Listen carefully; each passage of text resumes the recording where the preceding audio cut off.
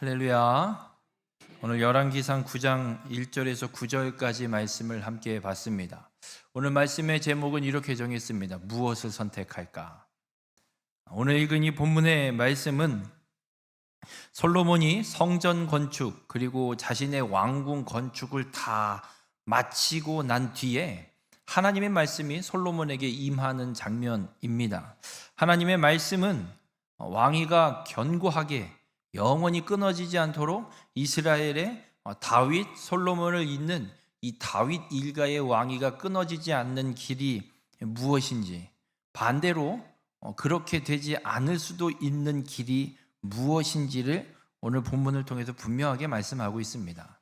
오늘 주님의 이 솔로몬에게 임하신 주님의 이 말씀을 통해서 나는 어느 길을 선택할지 우리는 선택해야 합니다.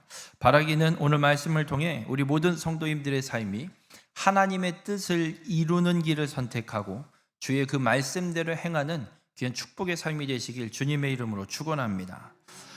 솔로몬은 아버지 다윗을 통해서 형통하는 길이 무엇인지 열왕기상 2장에서 분명히 들었습니다. 재미있는 것은 이 솔로몬에게 하나님의 말씀이 주어질 때 오늘 읽은 본문 이전까지 8장까지는 끊임없이 형통의 길이 무엇인지, 그리고 왕위가 이스라엘이 영원히 그 왕위를 지키는 길이 무엇인지만 말씀합니다. 기브온 산당에서 솔로몬이 일천의 번제를 드리고 나서 하나님이 임하셔서 솔로몬에게 말씀하십니다. 내가 뭘 줄까? 원하는 거 다 줄게. 그랬을 때 솔로몬이 지혜를 구했고, 그 솔로몬이 지혜를 구하심을 보시고 하나님 마음에 들어서 부귀와 장수와 뭘 다 주시면서, 그때도 하나님이 어떻게 말씀하시냐면 열왕기상 3장 14절에 내가 만일 내 아버지 다윗이 행함같이 내 길로 행하며 내 법도와 명령을 지키면 내가 또 내 날을 길게 하리라. 하나님이 분명하게 말씀합니다. 네가 내 말대로만 하면, 내 말대로 지켜 행하면 네 날이 길 것, 영원히 길리라.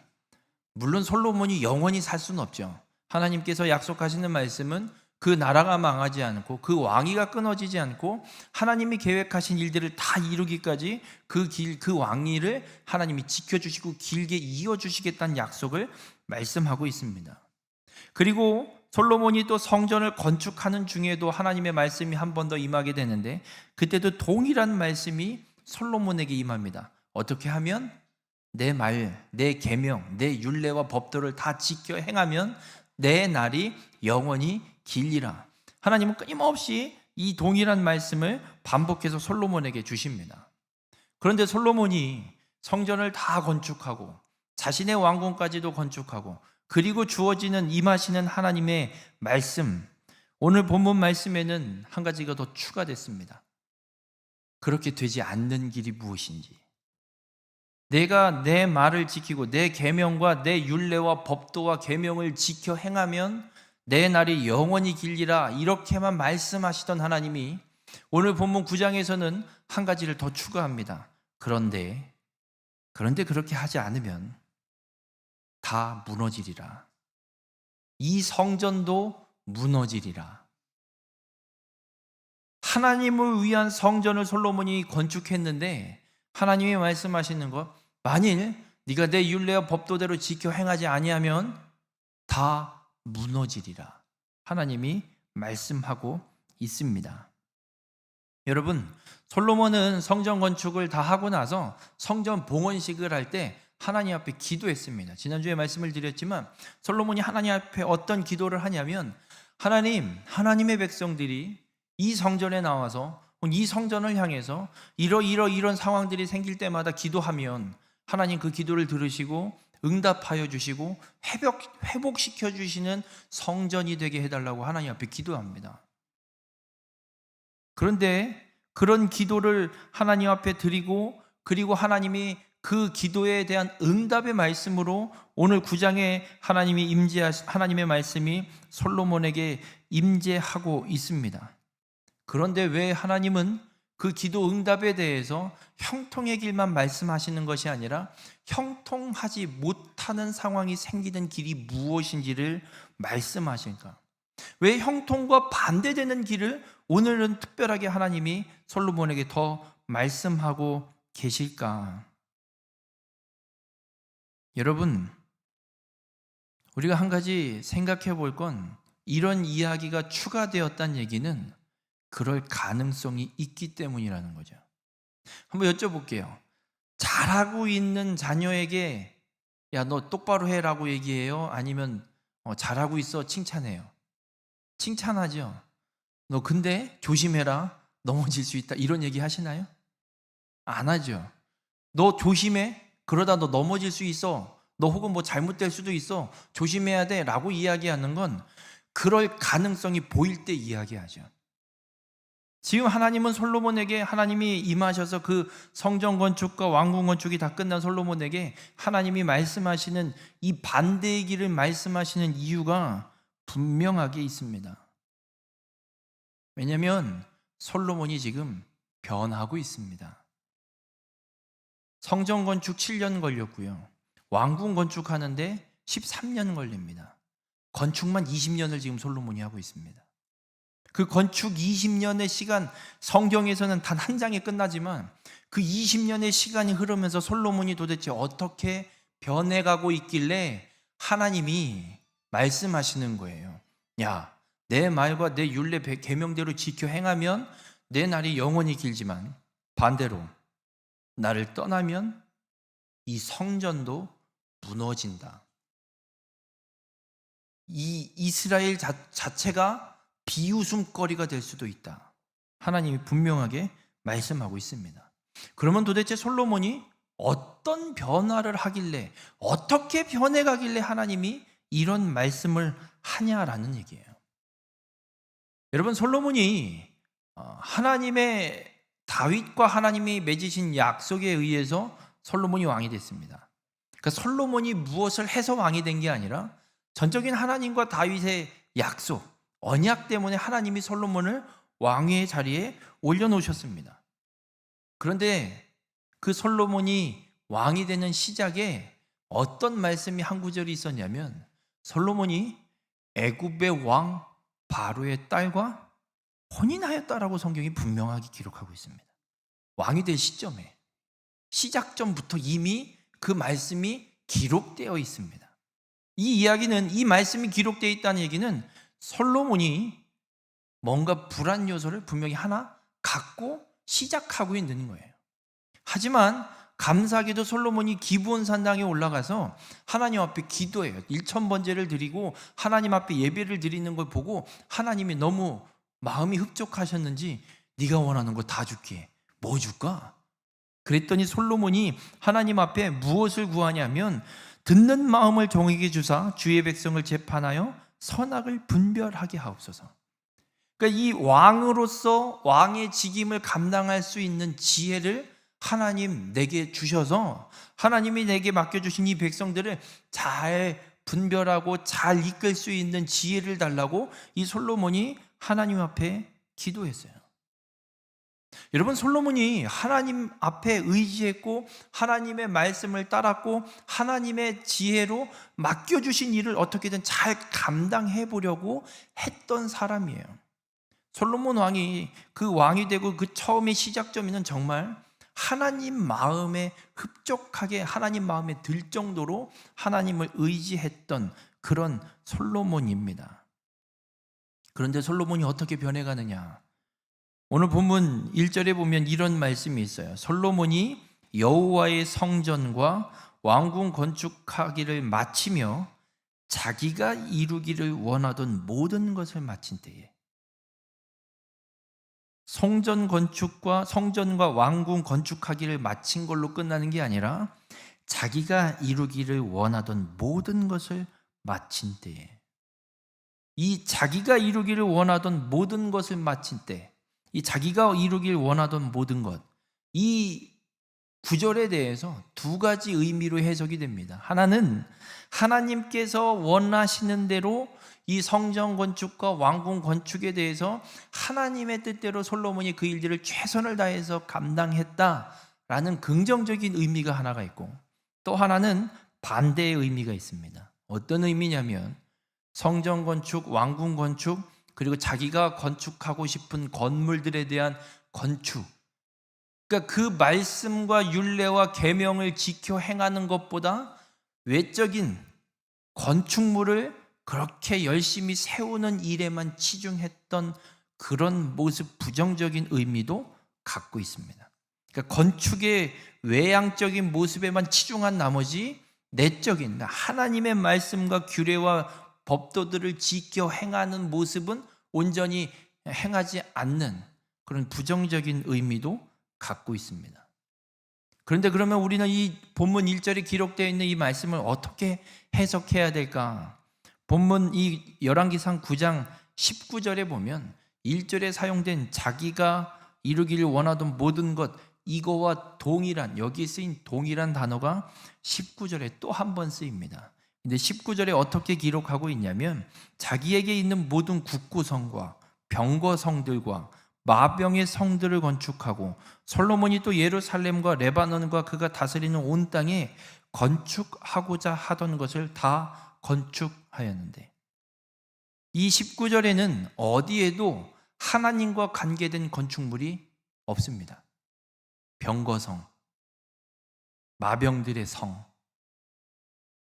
창고, 자기가 건축하고 싶은 그 건축물들을 건축하는 데 사용된 단어와 오늘 본문 1절에 성전 건축, 왕궁 건축하기를 마치고 자기가 이루기를 원하던 모든 것을 마친 때에 사용된 이 단어가 같은 단어예요.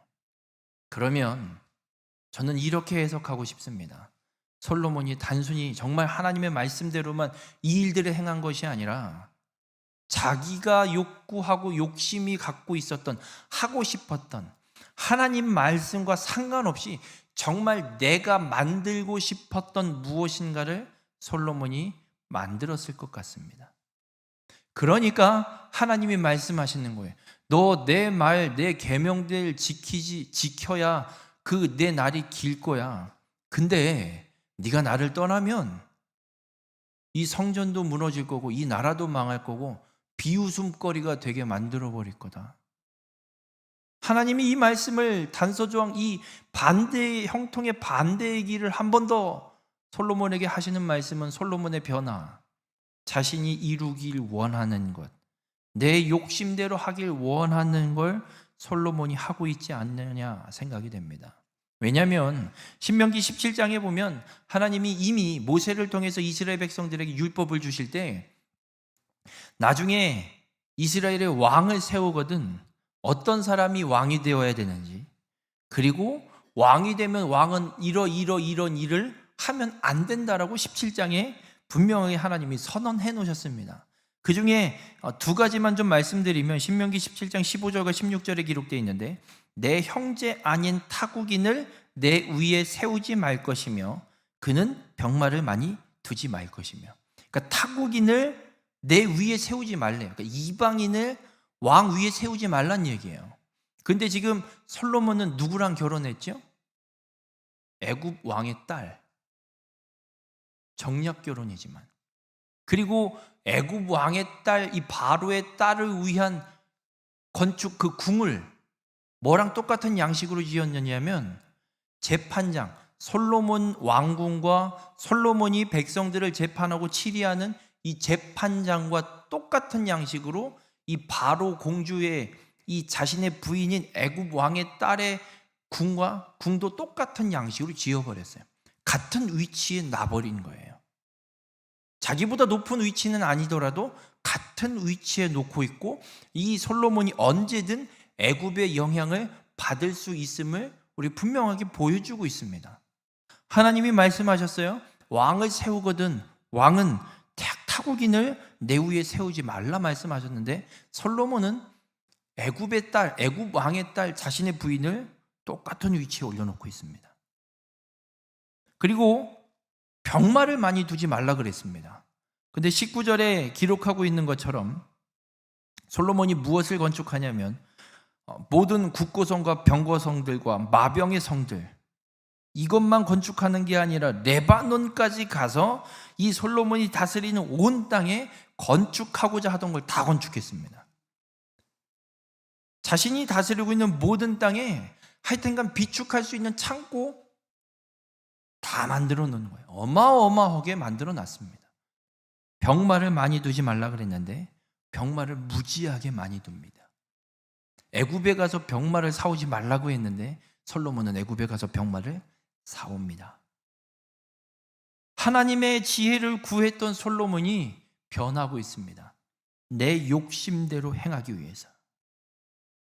하나님의 말씀대로 행하던 솔로몬이 하나님의 말씀을 떠나서 자신의 욕심을 채울 건축을 하고 있습니다.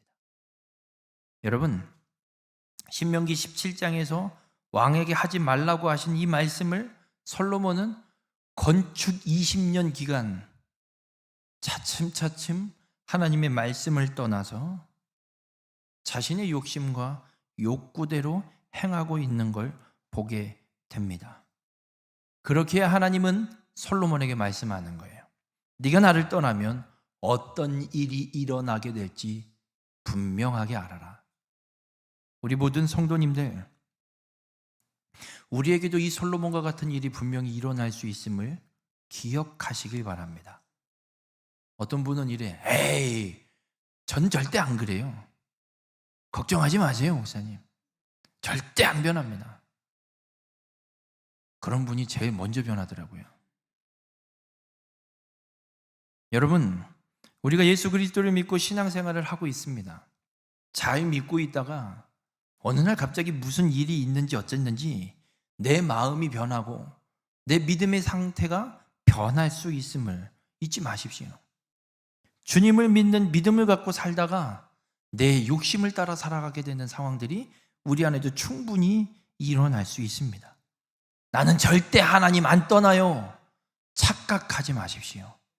얼마든지 우리는 그 가능성을 갖고 살아가는 사람들입니다. 하나님에게서 내 욕심으로 돌아설 수 있는 사람임을 우리는 인지하고 살아야 됩니다. 이걸 그냥 한 저편으로 그냥 물리쳐 놓고 안 그런 척 하고 살면 안 됩니다. 예수님의 제자들이 있습니다. 예수님께서 제자들과 함께 십자가에 달리시기 전, 잡히시기 전날 밤에, 잡히시던 날 밤인 거죠. 그 마지막 날 밤에 예수님이 제자들과 함께 저녁 식사를 하십니다. 저녁 식사를 하시면서 예수님이 베드로에게 얘기해요. 내가 진실로 내게 이르노니 오늘 밤 다굴기 전에 네가 3번 나를 부인하리라. 예수님이 베드로에게 너 오늘 밤에 나 3번 부인할 거다. 그랬더니 베드로가 뭐라고 대답하냐면요, 베드로가 이렇게 대답해요. 내가 주와 함께 죽을지언정 주를 부인하지 않겠나이다. 베드로가 대답한, 절대 그런 일 없습니다. 제가 당신과 같이 죽으면 죽었지. 어서 이런 어린 반푼어치도 없는 소리를 저한테 하십니까? 그 소리를 듣고 모든 제자들도 뭐라고 하냐면 그와 같이 말하니라 성경은 기록합니다. 여러분,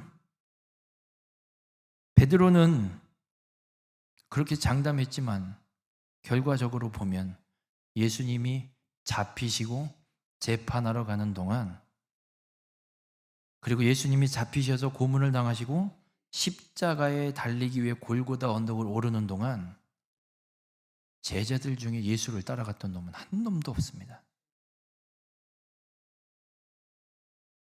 베드로도 예수님이 잡히셔서 재판을 받으러 가는 그 모든 과정에 베드로가 그래도 쫓아가긴 쫓아가는데 어떻게 쫓아가냐면 멀찍이 떨어져서 어떻게 되는지 한번 보려고 멀찍이 떨어져서 쫓아가다가 정말 예수님이 말씀하시는 대로 3번 예수님을 모른다고 손사래를 치면서 절대 부인합니다. 여러분, 3년 동안 예수님과 동고동락했던 제자들입니다. 그런 제자들이 예수님을 떠나고 있습니다. 여러분, 여쭤볼게요. 베드로보다 믿음이 크세요?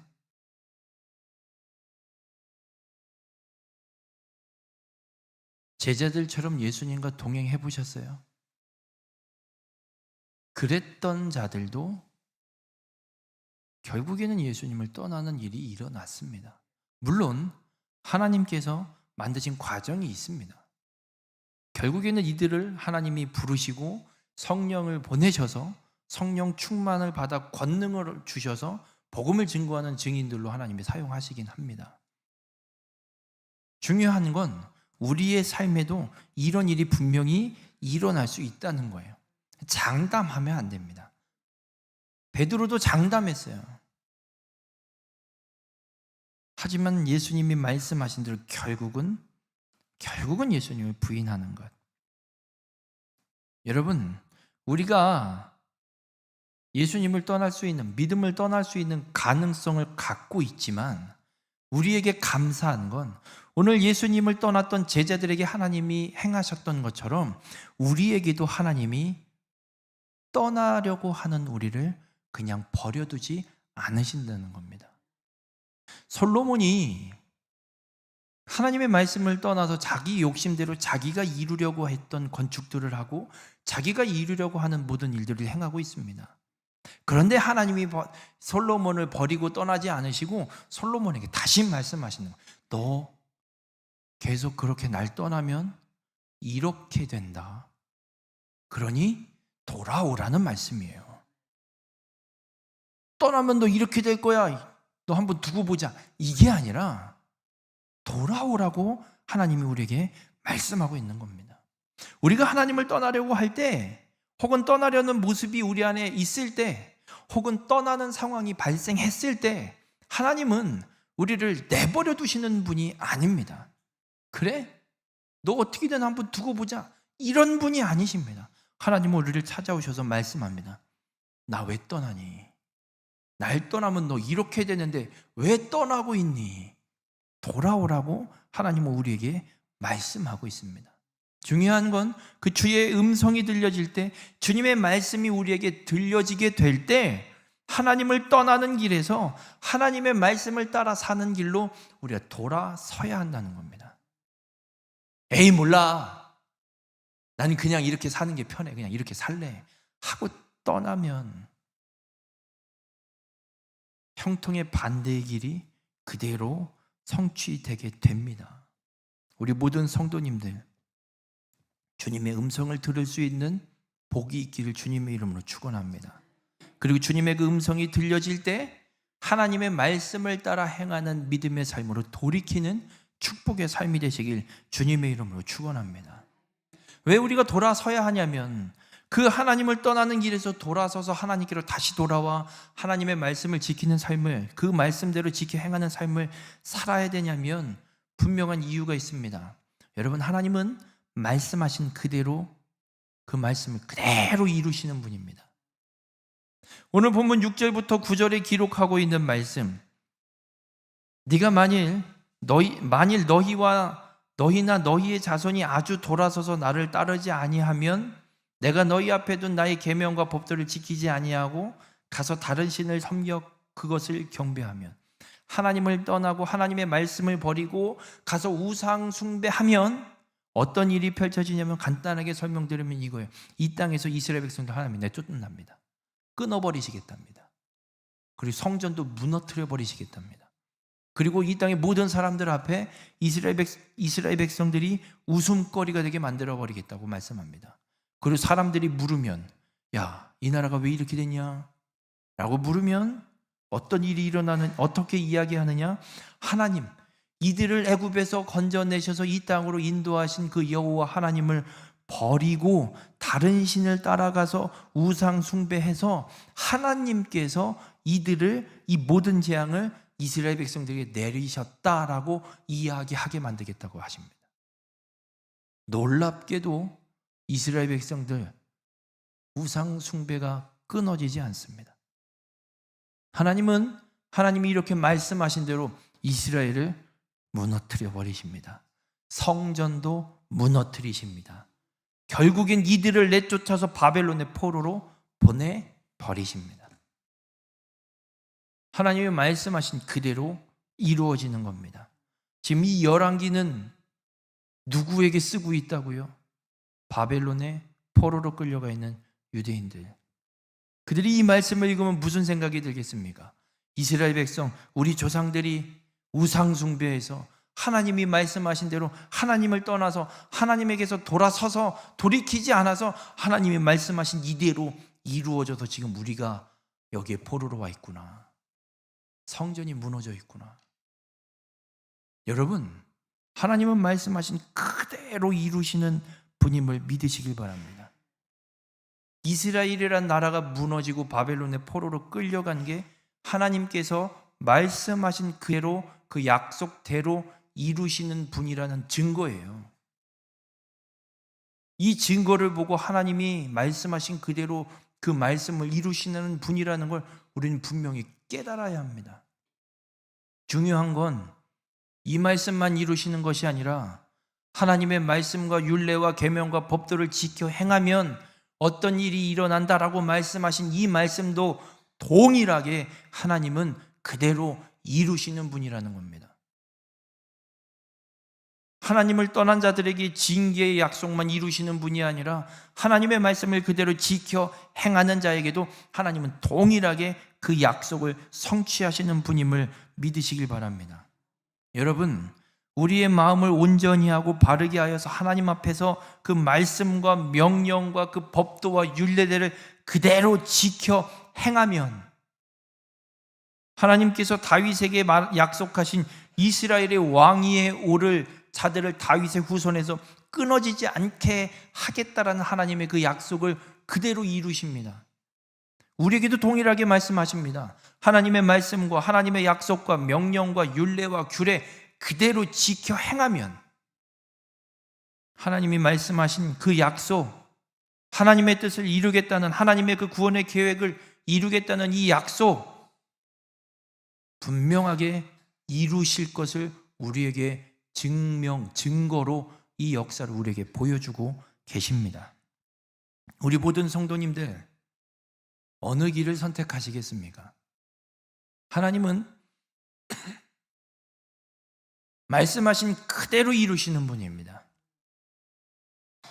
하나님을 떠난 자에게도 약속하신 말씀 그대로 이루셨습니다. 하나님의 말씀대로 행하는 자에게도 약속하신 말씀 그대로 이루십니다. 그렇다면 여러분은 어느 길을 선택하시겠습니까?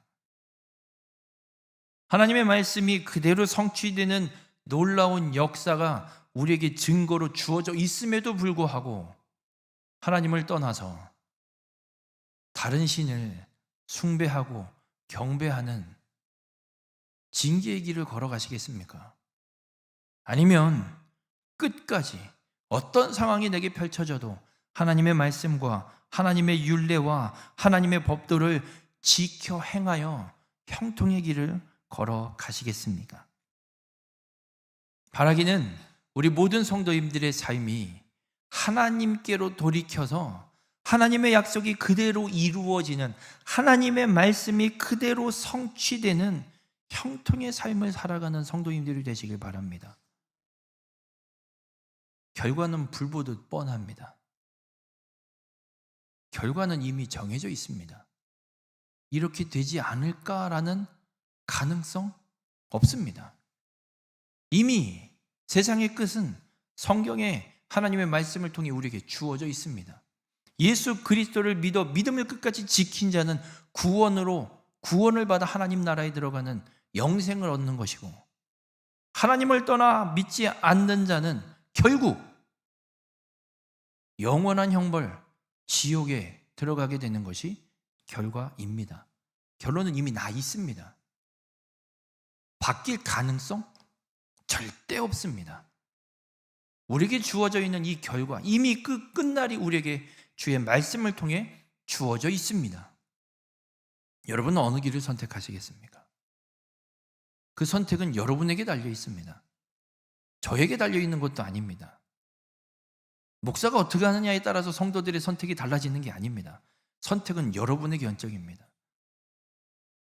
천국으로 가는 형통의 길을 선택하느냐, 지옥으로 가는 징계의 길을 선택하느냐는 여러분 몫입니다. 여러분이 어느 길을 선택하느냐에 따라서 이미 정해져 있는 결과, 그 길을 걷는 겁니다. 바라기는 형통의 길, 천국으로 가는 길을 선택하시고 어떤 역경과 고난과 어려움이 있어도 끝까지 믿음을 지켜 하나님 나라에 들어가 영생을 얻는 길을 선택하시길 주님의 이름으로 부탁을 드립니다. 제가 바라는 건 한 가지입니다. 천국 가서 여러분 다 만나는 게 제가 바라는 한 가지예요. 우리 모든 성도님들의 삶이 끝까지 하나님의 말씀을 지키는 삶이 되시길 바랍니다. 내 욕심대로 이루어지는 자리가 혹은 주어질지라도 끝까지 하나님의 말씀을 지켜 행하는 자가 되시길 바랍니다. 끝까지 믿음을 지키고 하나님의 말씀을 따라 지켜 행하는 자가 되셔서 형통의 길을 이 땅에서 누리시고 영원한 하나님 나라에 들어가 영생을 누리는 우리 모든 성도님들이 되시길 주님의 이름으로 축원합니다. 기도하시겠습니다. 사랑의 주님, 오늘도 주님의 말씀을 통해 깨닫게 하여 주시니 감사를 드립니다.